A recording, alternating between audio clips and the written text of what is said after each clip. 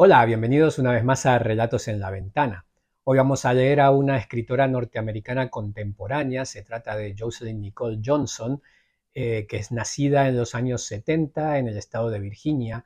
Toda su vida ha transcurrido en ese estado, digamos que es el límite entre el norte y el sur en la costa este de los Estados Unidos, ya que en ese estado nació, se crió, se educó, estuvo en la universidad y una vez graduada de la universidad empezó a trabajar como maestra primaria de artes visuales y toda su carrera como maestra se ha desarrollado en escuelas de ese estado.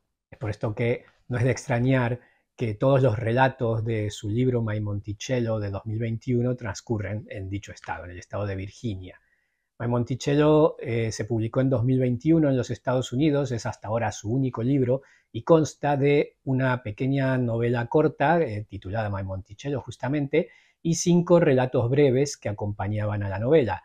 En España, la editorial Alfa Decay, con traducción de Aurora Echevarría, decidió publicar por un lado la novela corta Mi Monticello, y por el otro los 5 relatos que acompañaban a la edición original de Estados Unidos en este libro titulado Algo dulce en la lengua. Cuando se publicó el libro en 2021, recibió pues, unas críticas superlativas, estuvo en la lista de los 10 mejores libros de ficción del año, tanto por el Washington Post, por el New York Times, por un montón de los principales periódicos y medios literarios de los Estados Unidos. Fue finalista de muchos de los premios importantes de la literatura norteamericana de ese año. Y en la novela corta, Mi Monticello, fue comprada sus derechos por una productora para realizar una película que se va a estrenar en breve en Netflix, según he leído por ahí información, no tengo mucha más información al respecto. Bien, vamos a leer el relato que abre esta colección, titulado Negro de Control, y este relato tiene una particularidad, es que se había publicado previamente en una antología en 2018, en una antología que anualmente se suele publicar en los Estados Unidos y que selecciona los mejores cuentos literarios de ese año en el país. Entonces, en la selección de 2018, llevada a cabo por Roxane Gay, estaba este cuento Negro de Control, es decir, que ya auguraba un buen futuro para Jocelyn Nicole Johnson. Vamos a leer entonces el cuento Negro de Control. Puede que para cuando leas esto ya lo hayas averiguado, o tal vez te lo dijera tu madre, aunque ella solo estaba al corriente de mi trillada tesis, no de mi propósito ni de mi intención última. Aún así, es posible que la verdad te penetrara las entrañas, que yo soy tu padre, que tú eres mi hijo. En estas páginas mecanografiadas me propongo exponer esta verdad en toda su extensión. Pero no confundas esta carta con una confesión velada, por favor. No me puedo permitir arrepentirme de nada de todo esto. Espero que llegues a comprender que todo fue por un bien mayor. Verás, para mi experimento necesitaba un negro de control, por grotesco que suene. Debes saber que estuve allí el día que naciste, un reflejo detrás de la cristalera del nido. Te observé mientras tu madre descansaba junto con su marido, el hombre al que debes de haber aceptado, al menos durante un tiempo, como tu padre. Parecía que tú también me veías, mi silueta borrosa. El parto, natural, vaginal, tuvo lugar en el hospital universitario. Apunté tu peso, 3,370 kilogramos, tu color, oscuro, saludable, tu carácter, aparentemente plácido, igual que yo.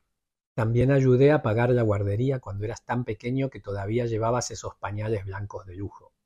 Estaba justo fuera del campus para que las alumnas de posgrado como tu madre pudieran dejar allí a sus hijos pequeños mientras trabajaban o estudiaban. Y los profesores como yo podíamos hacer visitas guiadas y mirar a través de un cristal que nos permitía ver sin que nos vieran.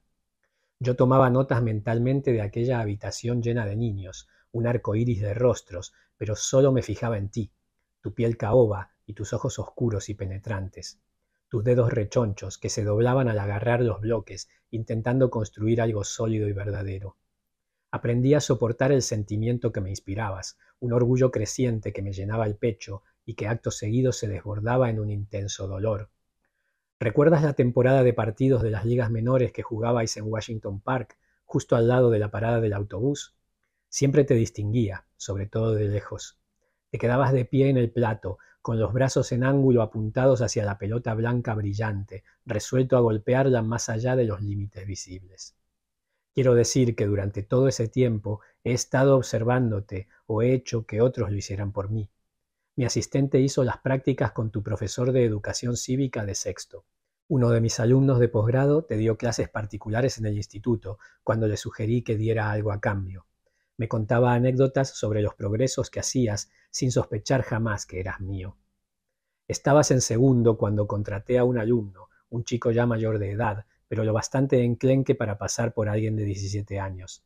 Tú lo conociste como David, del condado vecino. Siguiendo mis instrucciones, se hizo amigo tuyo y te animó a apuntarte a natación, alejándote del topicazo del baloncesto. Me traía copias impresas de tu correspondencia, que dejaban ver tu particular forma de expresarte, tu media sonrisa en las fotos del móvil. Puede que al oír esto ahora te sientas manipulado o incluso ultrajado, pero estoy casi seguro de que mi empeño en modelarte y prepararte, o mis intentos, exitosos o no, de protegerte, no son muy diferentes de los de cualquier otro progenitor. Todo el mundo tiene una historia de sus orígenes y esta es la tuya. Empezaste como un pensamiento totalmente desarrollado que salió de mi cabeza. No, más bien fuiste una serie de preguntas que marchaban resueltas hacia un varapalo memorable. Era 1985, años antes de que tú nacieras, y yo empezaba a trabajar en este campus. Mi madre había muerto al comienzo del primer semestre, con el cuerpo inundado de un cáncer que se le diagnosticó ya fallecida. Aturdido, viajé al sur para enterrarla, perdiéndome mis primeras clases, y volví en cuanto pude. Solo estuve fuera una semana y un día, pero una ola de frío había cubierto de hojas la gran explanada de césped. La misma tarde que regresé me dirigí a mi despacho y estaba de espaldas a la puerta, ordenando los objetos de encima de mi escritorio con la camisa arremangada, cuando entró un hombre. Al girarme se sobresaltó, y yo con él. Era, según averigüé unos minutos después, un colega más veterano de mi departamento, Historia.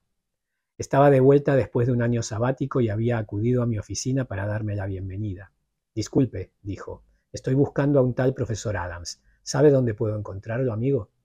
Me percaté de lo que estaba ocurriendo un momento antes de que lo hiciera él, y me obligué a reír para intentar tranquilizarlo, aunque me temo que la risa sonó estrangulada. Verás, el tipo me había confundido con uno de los bedeles de la tarde. Pero la semana siguiente me presenté ante todos mis jóvenes y brillantes alumnos.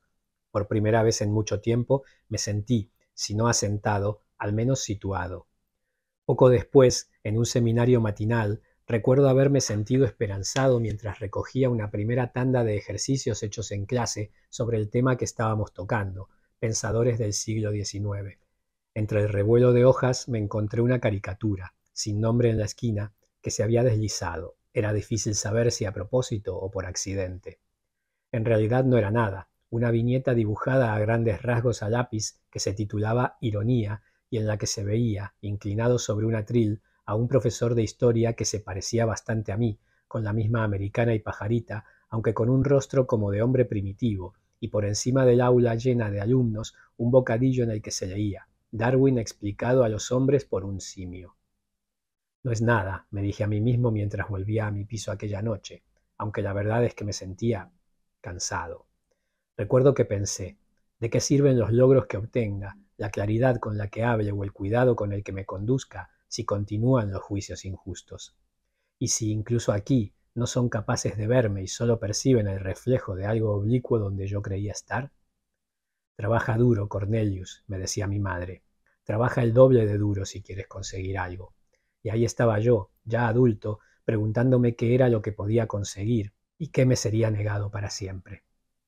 Lo que necesitaba, se me ocurrió entonces, era observar cómo se desarrollaba la vida de otro hombre, un chico negro no muy distinto de mí, pero mejor que yo, un afroamericano que por lo demás fuera igual a los vástagos del hombre caucásico estadounidense que pululaban por mis aulas, los HCE, como llegué a llamarlos, y me preguntaba si estarían a la altura de ese joven sin tacha que se erigiría como referencia máxima.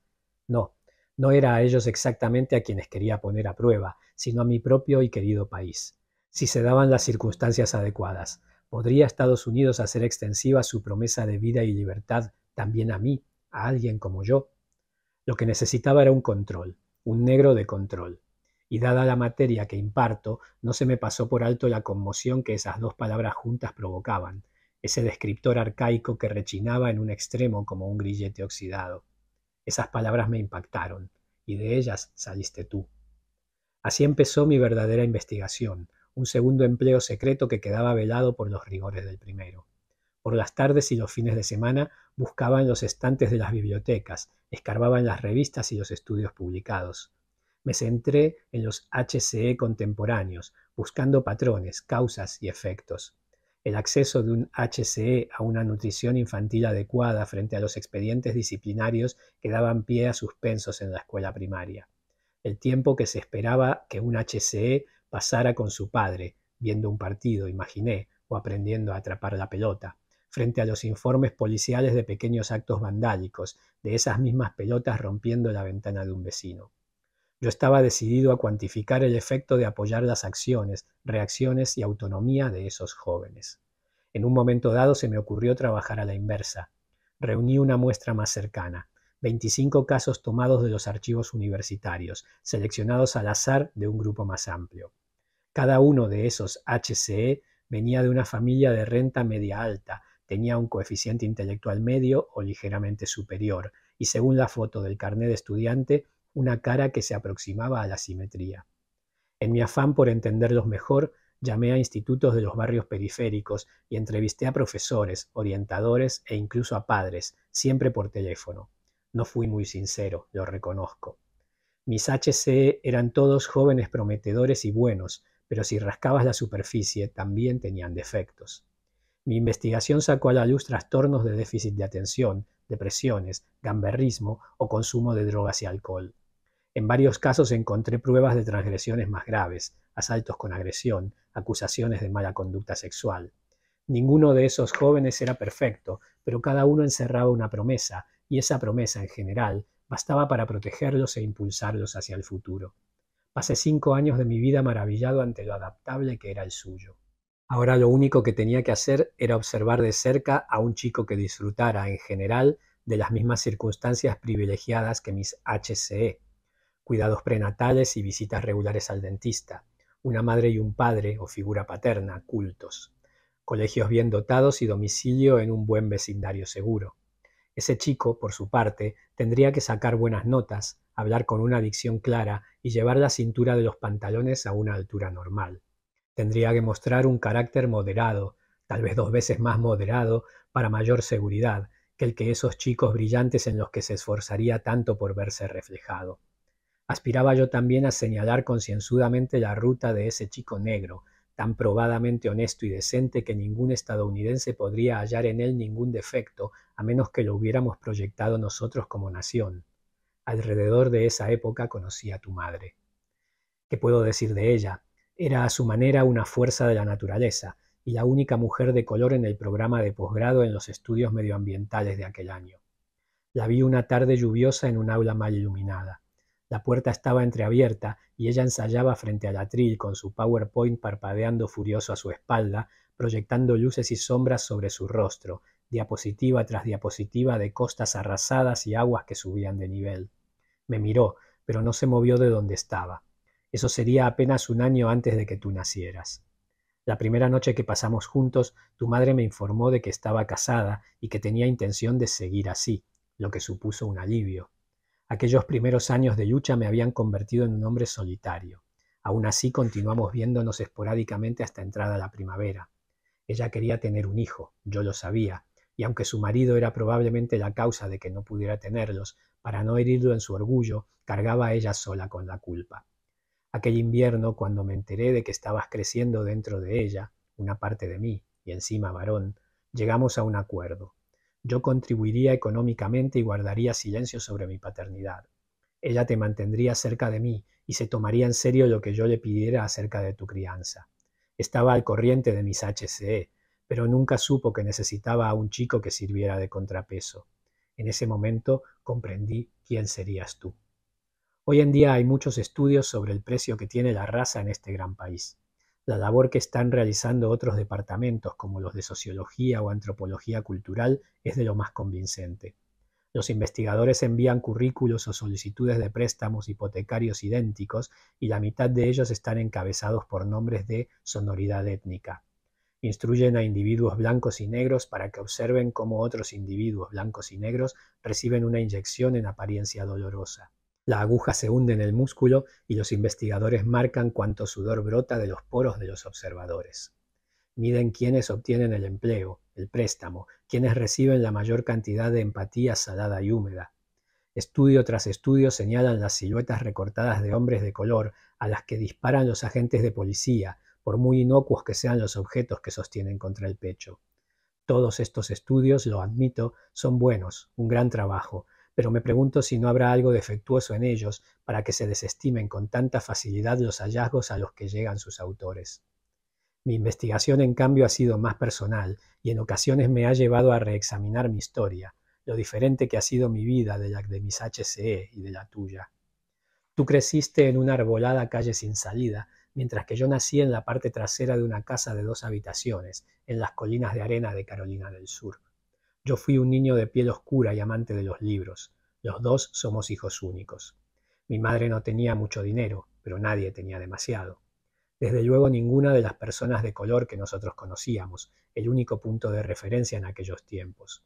Sin embargo, aunque la mayoría de mis compañeros de clase tenían padre, el mío se había ido al norte, a Chicago, a trabajar, y nunca había regresado. Era poco menos que un desconocido para mí. Aún así, al crecer sentí su abandono intensamente, como el hambre. Calmé esa hambre con la lectura. Como tú, jugué al béisbol, si bien por poco tiempo. El verano que cumplí 10 años me apunté a la Liga Juvenil Negra. Fui a buscar los uniformes prometidos, que resultaron ser prendas usadas y con manchas de sudor, rescatadas de una recolecta de la Iglesia de los Blancos. Aún así, habían cosido gruesos parches en la parte delantera de las camisetas, y debajo del mío mi corazón se sintió autorizado. En nuestro primer entrenamiento anoté un hit decente, un golpe satisfactorio como un hacha que se hunde en un tocón. Después debería haber vuelto andando con los demás, pero me fui solo, repasando mentalmente mi minúscula victoria hasta que me pareció épica y digna de una novela. Deambulé por detrás de White Knoll y crucé Main Street todavía soñando. No me di cuenta de dónde estaba hasta que oí las portezuelas de un coche cerrarse detrás de mí y sentí las sombras heladas de unos desconocidos. 3 hombres blancos me rodearon y bloquearon con su cuerpo cada camino por el que intenté escapar. ¿A dónde cree este que va?, preguntó uno con botas de trabajo.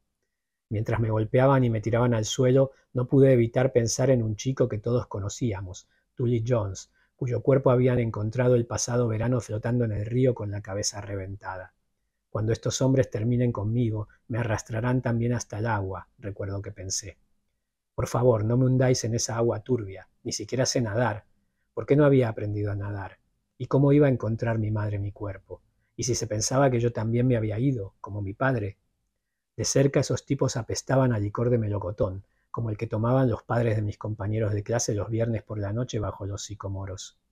Cuando esos hombres se dieron por satisfechos, me quedé tumbado con el pecho y la mejilla en la arena, haciéndome el muerto, mientras ellos, tambaleándose y sin aliento, se subían a su coche. Incluso después de que éste arrancara y lloviera grava sobre mí, seguía haciéndome el muerto, como si estuviera hundido en aquella agua inacabable, con la piel blanda y arrugada que no tardarían en arrancar y devorar los cangrejos y todas esas criaturas microscópicas que perturbaban el fondo de cieno, hasta que nadie supiera o le importara de qué color había sido. El otoño siguiente mi madre insistió en llevarme a un internado privado, situado a kilómetros de la ciudad. No iba a compartir el dormitorio con los demás. Me levantaría antes del amanecer y saldría a la carretera, donde me recogería un diácono de nuestra parroquia, un anciano que olía a aceite abrillantador. Era el bedel del internado y la única otra cara marrón que adornaba esos pasillos aparte de la mía. En el colegio nunca nos mirábamos. Yo era consciente de cuándo estaba en la misma habitación, pero nunca dejaba que mis ojos se posaran en los suyos, no hasta que estábamos lejos de aquel lugar, e incluso entonces lo hacía con una especie de vergüenza. El director del internado, el hombre que había decidido admitirme, había vivido varios años en el norte. El colegio llevaba por nombre su apellido, y todo el mundo sabía que era el dinero de su familia lo que había evitado que esa institución agonizante se fuera a pique. En las reuniones escolares, ese director siempre encontraba excusas para que yo desfilara por el escenario, con mi elocución increíblemente clara, el pliegue del pantalón del uniforme marcado a la perfección, desafiante o ajeno al desdén que inspiraba mi imagen. Hasta los chicos más torpes eran hábiles en desplegar su crueldad sobre mí. A mi madre la habían contratado para cocinar y limpiar en la residencia que tenía el director en la ciudad, y los demás se burlaban sin piedad de ella por esa razón. ¿Qué podía hacer yo? Era cierto, mi beca era su espalda encorvada, sus manos destrozadas por la lejía. Matricularme allí debía de haber sido un acto de fe o de desesperación, como meter un mensaje en una botella y dejar que flotara en aguas turbulentas. Aún así me aferré a mi educación formal y a los 17 años me fui a una pequeña universidad solo para negros y de allí al norte, a una escuela de posgrado. La mayoría de los chicos con los que había crecido echaron raíces y se quedaron allí. Se casaron con chicas de la iglesia y trabajaban duro para malvivir o progresar. Algunos se fueron a Vietnam, unos cuantos se marcharon a ciudades más grandes, haciendo frente a perros policía y mangueras de bombero. Yo he dedicado mi tiempo a la verdad académica y he pasado la mayor parte de mi vida adulta aquí, en esta reconocida institución. Después de que tú nacieras me compré una casa, un bungalow de 2 dormitorios, pero en un buen barrio, no muy alejado del campus. Puedo ir andando a trabajar, y a veces lo hago. Mientras camino, mi mente divaga. De vez en cuando me preocupa haber sido demasiado autoindulgente en mi investigación o haberme comportado egoístamente en mi paternidad secreta. Mientras camino, pienso que el mundo es sin duda mejor de lo que era para la gente de color. No soy yo mismo una prueba viviente, no tengo motivos para estar satisfecho. Pero entonces vuelvo a sentirlo, incluso ahora. Puede ser el de seguridad del supermercado del campus que me sigue cuando entro para comprar un cartón de leche para el té, o 2 madres jóvenes que describen un amplio círculo a mi alrededor con sus cochecitos en la explanada de césped. Sobre todo es una inquietud creciente acerca de mi carrera. Sí, me han contratado, sí, he logrado mantener la cabeza fuera del agua. Pero estos últimos años me han cargado con las tareas más bajas del comité, me han llenado el horario de clases introductorias como si todavía fuera un profesor adjunto. Eso podría ser indicativo de alguna deficiencia en mi desempeño, por supuesto. No he conseguido publicar nada como algunos colegas del pasillo. Mi investigación secreta ha eclipsado mi trabajo oficial. Pero ¿cómo estar seguro? ¿Cómo sabe alguien si está recibiendo más o menos de lo que merece? Solo sé con certeza que a finales de septiembre un coche patrulla me siguió cuando volvía a casa una noche fría. Yo, el profesor Cornelius Adams, ya entrado en la sesentena, con mi abrigo y mis mocasines y el maletín agarrado bajo el brazo. Como sabes, no es raro ver coches patrulla dando vueltas alrededor del campus, silenciando las fiestas de las fraternidades o acorralando a los alumnos de primero borrachos para que vuelvan al recinto. Solo me enfocaron con los faros. Cuando me volví, el que iba sentado en el lado del pasajero, un agente negro, me gritó a través de la ventanilla. Quería saber a dónde iba. Antes de que yo pudiera reunir las palabras para responder, debió de entrarles una llamada más urgente, porque pusieron las luces del techo y la sirena, y se fueron a toda velocidad. Aquí tienes nuestras vidas, una al lado de la otra. A los 10 años, mientras a mí me pateaban unas botas de trabajo, tú montabas en una tirolina en un acreditado campamento de día. A los 12, mientras yo releía novelas de espionaje ajadas en el accidentado trayecto de vuelta de aquel internado, tu equipo de béisbol quedó segundo en la región. Llevaste a casa un trofeo. Tu madre te hizo una foto sosteniéndolo en alto, que con el tiempo me envió. A medida que crecías, yo seguí dejándole claros a tu madre ciertos requisitos, sobre tus amigos, tu educación, el corte y la longitud de tu pelo. Solo en una ocasión ella objetó, cuando yo insistí en que dejaras el equipo de natación el último año. La natación había sido buena al principio, pero luego entraste en campeonatos estatales y te zambullías con tanto garbo que un entrenador de las grandes ligas te cortejó. Durante una temporada recibiste clases particulares, te rapabas el pelo y te despertabas antes del amanecer. Destacabas en el agua, me dijo tu madre. Podrías obtener una o más becas. ¿Por qué no dejar que continuaras? Yo veía como ella te imaginaba, su hijo negro, envuelto en rojo, blanco y azul, con la medalla de oro. En realidad yo también lo contemplé, pero al final no pude permitir un desvío tan flagrante. Cuando eras pequeño me había preocupado que te hundieras por debajo de mis HCE, que te vieras arrastrado hacia abajo, pero ahí estabas, elevándote demasiado alto para asegurar una comparación ecuánime. No le comenté nada de esto a tu madre. Me limité a recordarle mi discreción inquebrantable. ¿No había cumplido todos esos años con mi parte del trato? Cuando se lo dije me colgó y durante mucho tiempo no hablamos, aunque enseguida me enteré de que habías dejado la natación. Por eso me sorprendí cuando tu madre me llamó el pasado mes de agosto para informarme de que te trasladabas aquí para acabar la carrera. Me sobresalté al oír su voz. Yo ya sabía que venías, lo había leído en tus redes sociales. Tal vez tu vuelta fuera un acto de memoria muscular. todos los años pasados aquí, en la guardería, y más tarde en las oficinas administrativas con tu madre. También es posible que te persuadieran los vistosos paquetes de información que yo te había ido mandando cada semestre a tu apartado de correos. Habías asistido 2 años a ese colegio de fuera del estado, y mientras estuviste fuera, seguí tus pasos lo mejor que pude, aunque menos de lo que me habría gustado. Como cualquier progenitor cuyo hijo se va a la universidad, me vi obligado a renunciar a parte de mi control, pero ese vacío me deprimía. ¿Beberías demasiado?, me preguntaba. ¿Te habrías liado a puñetazos con alguien o te habrías enamorado? Fui una vez en coche a tu campus, pero me desorienté y no logré localizarte. Después de eso te observé a una distancia más prudente, pendiente de las denuncias de arresto, suscribiéndome a los medios de comunicación locales y universitarios. Esperaba hacerme una idea de la vida que llevabas. Se parecía a la de mis HCE, esos chicos que había observado con tanto interés años antes, sus salidas de borrachera, su corazón intrépido. Solo sé que cuando te vi aquí me pareciste muy alto, muy ágil. Hice cálculos, tu edad frente a la mía, y acababas de cumplir 21 años. Fuera lo que fuese lo que había pasado esos años intermedios, te habías hecho un hombre. Se te veía tan a gusto en tu propia piel que despertaste algo en mí. Poco importaban esas historias trágicas de otras ciudades, de jóvenes perdidos y secuestrados. Ellos no eran tú, no eran míos. Tu ascenso dejaba entrever lo que podía ser, y su muerte parecía hundirte. Me di cuenta de que tú nunca habías estado en la media. Eras más bien un verso demasiado elevado para que yo lo descifrara. Contigo aquí me convencí de que habías logrado sortear un cable trampa invisible hacia un futuro seguro e ilimitado.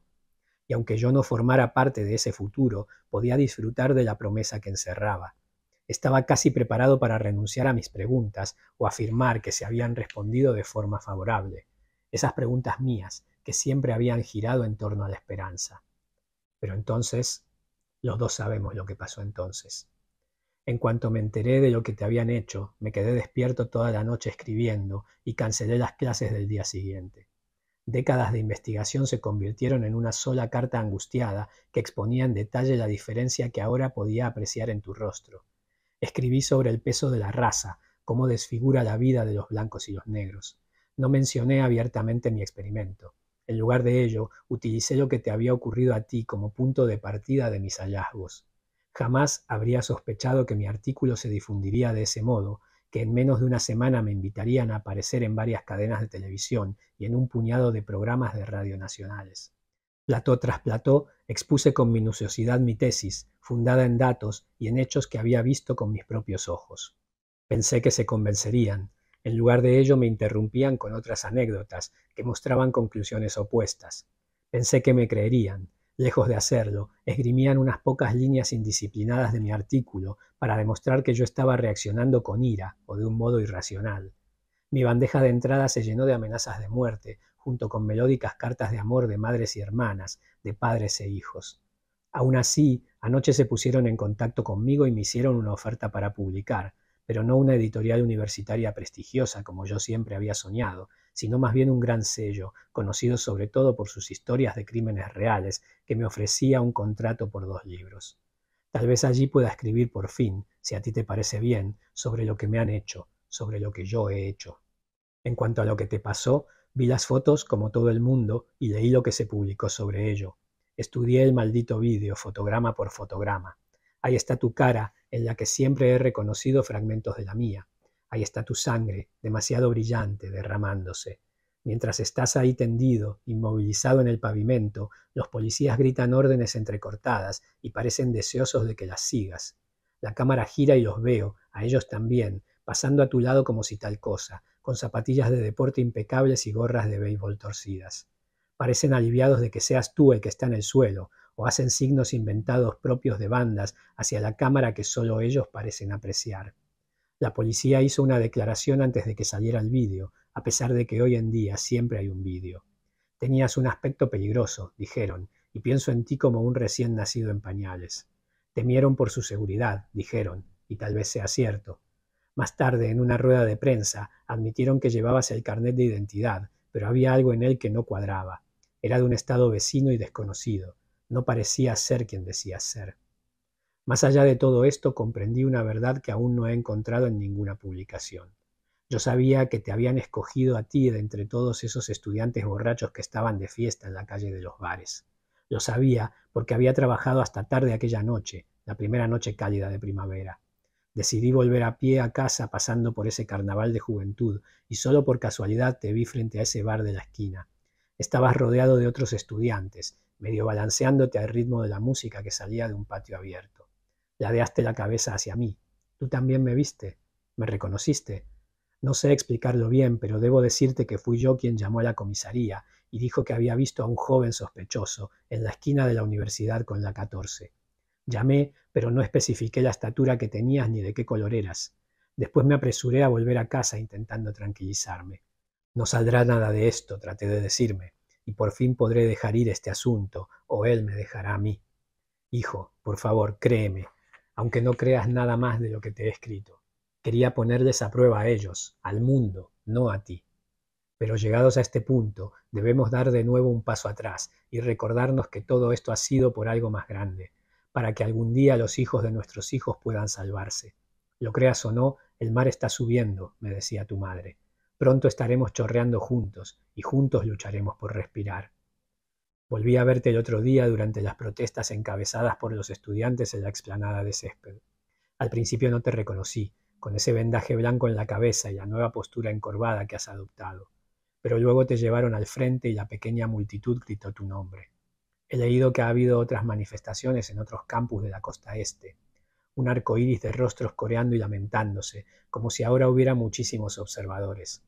Cuando te vi, supe que te recuperarías y por primera vez en mucho tiempo respiré. Pero aún experimenté algo más profundo, la sensación de que muy pronto podría liberarme. Quiero decir, mírate, mira lo que has logrado a pesar de todo. Has llegado aquí, como todos los demás, y te vi, hijo, animado e impetuoso, incluso libre, libre por un momento al menos. Este es el relato negro de Control de Jocelyn Nicole Johnson. Espero que os haya gustado.